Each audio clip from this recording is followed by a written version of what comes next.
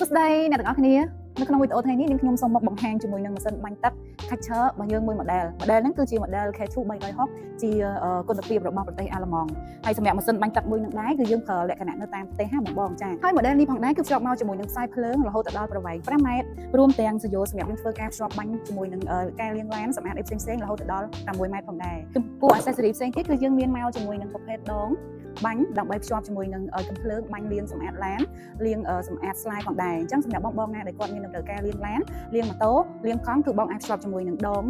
នៅខាងលើដៃខ្ញុំណាបងណាអញ្ចឹងគឺយើងភ្ជាប់ជាមួយនឹងកំភ្លើងរបស់យើងគឺបាញ់លាងស្អាតមែនតើអញ្ចឹងសម្រាប់បងប្អូនណាដែលគាត់មានតម្រូវការចង់ប្រើយកទៅលាងស្លែលាងដីលាងអីផ្សេងៗគឺបងអាចប្រើតភ្ជាប់ជាមួយនឹងក្បាលប្រភេទមួយនេះហ្នឹងបងចាអញ្ចឹងកម្រិតនៃការបាញ់ទឹករបស់ម៉ាស៊ីន model នេះហ្នឹងគឺកម្លាំងនៃការបាញ់គឺបានខ្លាំងល្អ